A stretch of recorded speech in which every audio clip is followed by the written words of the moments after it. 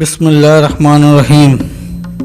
حضرت سیدنا حسن بصری رضی اللہ تعالیٰ عنہ سے مرسل مروی ہے، حب الدنیا راس کل خطیت، یعنی دنیا کی محبت ہر برائی کی جڑ ہے۔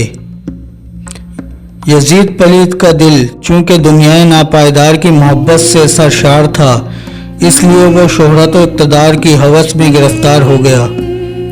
اپنے انجام سے غافل ہو کر اس نے امام علی مقام اور آپ کے رفقا کے خون ناحق سے اپنے ہاتھوں کو رنگ لیا۔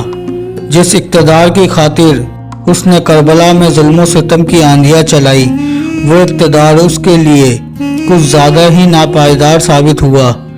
بد نصیب یزید صرف 3 برس 6 ماہ تخت حکومت پر شیطانت یعنی شرارت و خباثت کر کے ربیع النور شریف 46 ہجری کو ملک شام کے شہر حمص کے علاقے حوارین میں 39 سال کی عمر میں مر گیا۔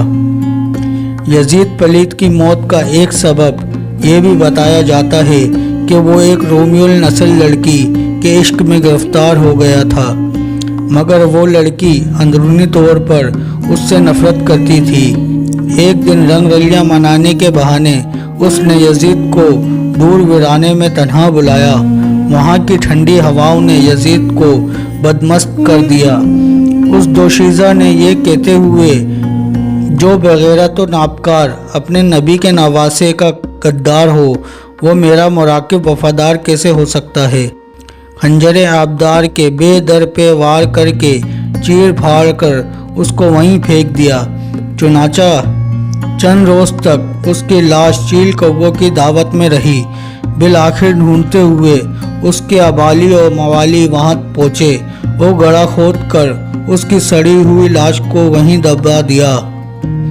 وہ تخت ہے کس قبر میں، وہ تاج کہاں ہے، ایک خاک بتا زور یزید آج کہاں ہے۔